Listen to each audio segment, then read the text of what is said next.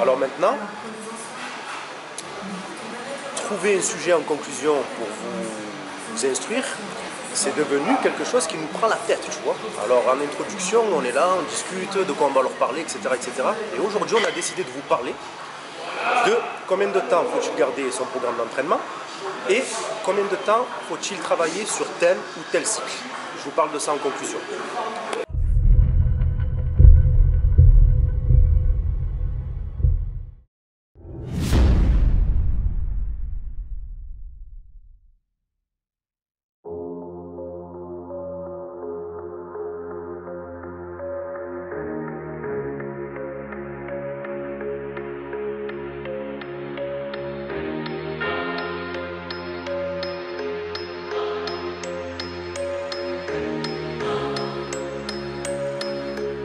Ici, il s'agit d'un éveil du système nerveux.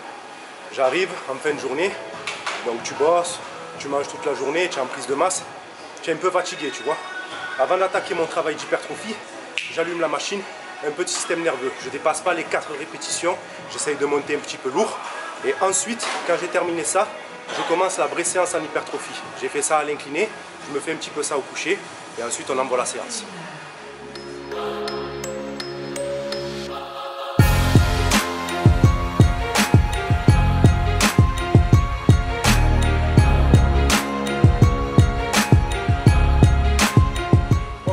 Déjà beaucoup mieux. Donc, pyramide montante, pas beaucoup de répétitions. On allume le système nerveux. Je crois que j'ai fait 1 ou 2 reps à l'incliné et au coucher la même chose. Maintenant, la séance commence.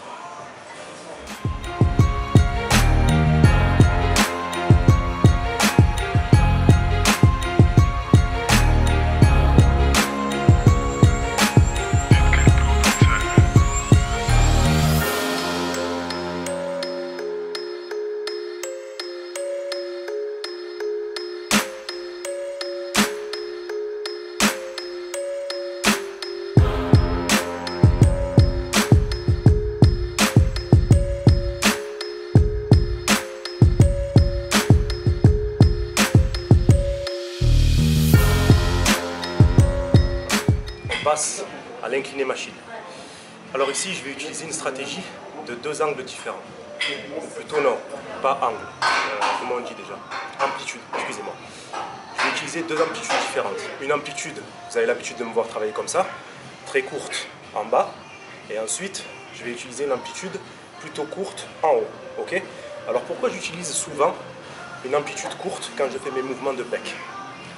2 raisons. La première, je reste en tension continue sur mon pec. Et la deuxième, je protège mes articulations des coudes. D'accord? Il y en a qui l'ont compris, il y en a qui n'ont pas assez d'expérience pour connaître cette façon de faire. On passe à l'incliné.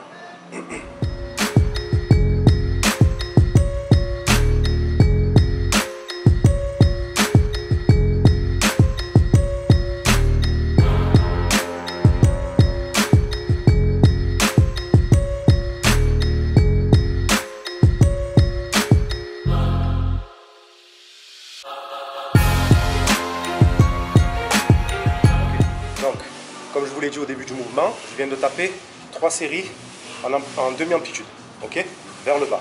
Là, je décharge un petit peu et je vais faire une prise un tout petit peu plus serrée et je vais faire demi-amplitude mais vers le haut.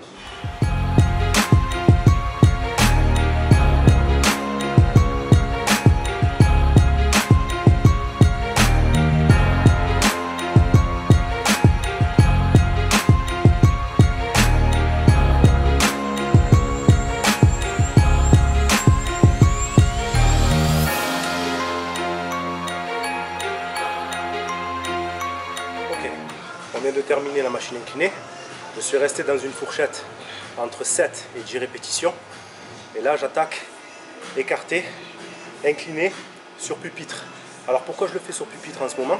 Parce que par rapport au placement de mes omoplates, j'ai une sensation de fou. C'est un truc de malade. Le banc, il est beaucoup plus large. Et puis ensuite, tu vas me dire, ça ne me permet pas d'étirer un maximum en bas. Mais justement, je profite de cet angle-là pour essayer de rester en tension continue sur le haut de mon pec. C'est parti.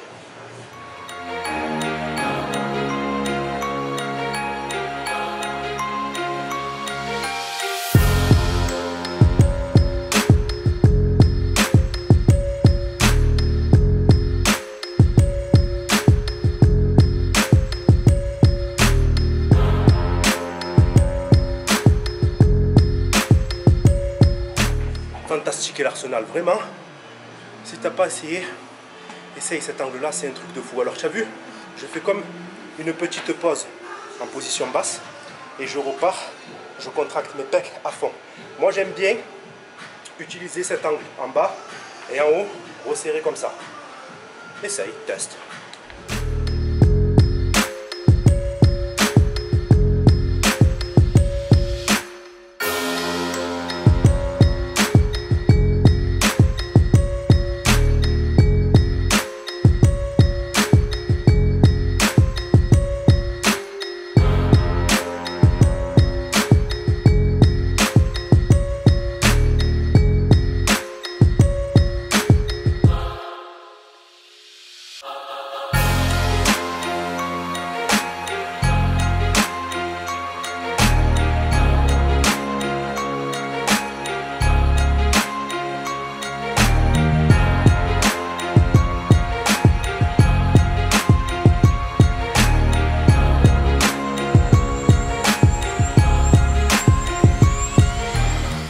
Alors, c'est ce que je venais d'expliquer à mon caméraman.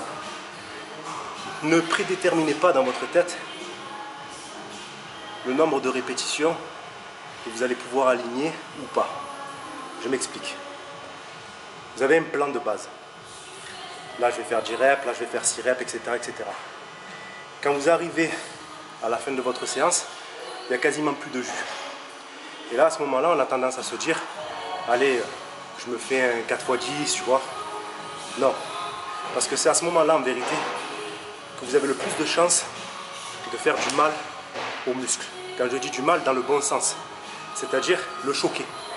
Ok? Donc, continuez à charger et continuez à vous donner à fond. Même sur les dernières séries. Ok? J'aurais aimé faire 10 répétitions. J'ai réussi à en faire 8 ou 9, je sais pas. Je me suis donné. J'aurais pu mettre 5 kg ou 10 kg de moins et les taper mes 10 répétitions.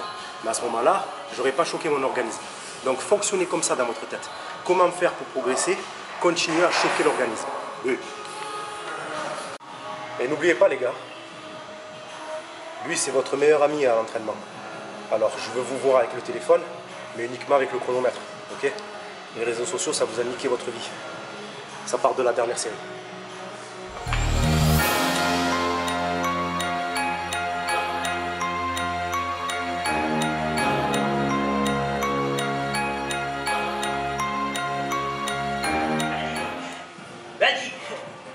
Vas-y gros. Je disais, dernier exercice, une combinaison en bicep. Pas de maquillage ici, on va les couilles. Donc on va se faire ce mouvement là.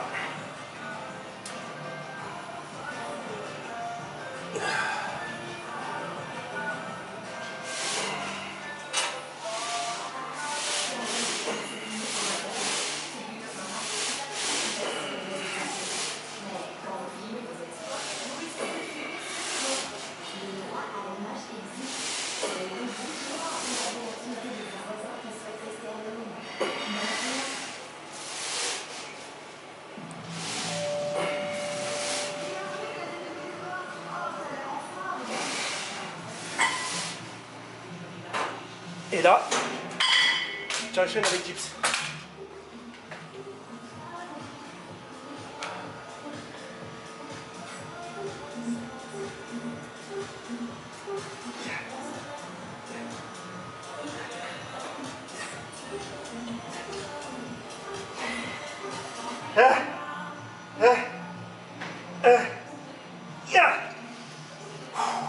Les dips en position pec. Hein. Je ne veux pas avoir des dips droites courtes comme ça pour les triceps. Voilà les gars, c'était le mot de la fin. Dernier exercice. C'est une option celui-là. Hein. Si jamais vous n'avez pas le niveau, vous le faites sauter. Je te retrouve dans la conclusion. Bu.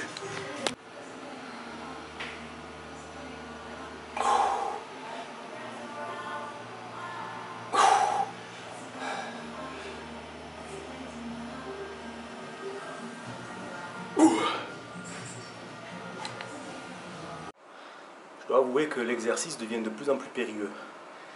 À chaque séance, je me retrouve éclaté en conclusion et je suis obligé d'être scientifique, de te sortir la science B. Alors, Je ne me rappelle même plus ce que je devais dire. De quoi je dois te parler déjà? Ah oui, combien de temps tu dois garder ton programme, c'est ça? Et les cycles. Et les cycles. Alors, rassemblons nos esprits et essayons d'être perspicaces. On va d'abord parler du programme. Quand tu es débutant, tu vas venir à la musculation et tu vas te créer ton schéma corporel. Tu vas apprendre les mouvements jusqu'au moment où tes muscles stabilisateurs ne trembleront plus. Tu maîtriseras le geste et à partir de ce moment-là, tu vas essayer de trouver tes maxi. Une fois que tu auras trouvé tes maxi, tu vas travailler en pourcentage. Si je vais vite, c'est parce que c'est une conclusion. J'ai déjà parlé de tout ça dans des Iron Lab, etc. Tu vas travailler en pourcentage de travail. Et à partir de 2 ans, 3 ans de musculation, pour moi, tu peux commencer à sortir des sentiers battus et tu peux commencer à te risquer, à te construire ton propre planning. Les 2 premières années, tu crées une masse de base, d'accord? Et de la force surtout, il faut devenir plus fort. Une fois que tu as trouvé ton planning, que tu l'as structuré, un planning ça peut se garder des années. Soyons clairs, tu ne vas pas faire la même routine, les mêmes répétitions pendant des années. Mais tu vas savoir ce qui marche pour toi plus ou moins. Je sais qu'aujourd'hui, à l'ère d'Internet, à l'heure des réseaux sociaux, c'est très difficile de comprendre ce que je suis en train de dire parce que tous les samedis matins, tu vois un nouvel exercice, une nouvelle combinaison, etc. etc. Cette bonne guerre, les gars, ils sont là pour leur business. C'est tout à fait normal qu'ils te montrent des nouvelles choses et qu'ils entretiennent leurs réseaux sociaux. Fermons la parenthèse, toi, tu es un athlète, tu es sur le terrain et je dois t'expliquer comment ça fonctionne réellement. Tu trouves ton planning, tu trouves ce qui fonctionne pour toi, tu gardes ce qui fonctionne pour toi. Et puis de temps en temps, tu viens choquer avec des angles, avec des amplitudes, avec des répétitions que tu n'as pas l'habitude de faire. Mais structurellement, tu peux garder un planning qui te va bien. Il faut savoir se juger et il faut savoir s'entourer des bonnes personnes pour savoir si on est dans le vrai ou si on est dans le faux.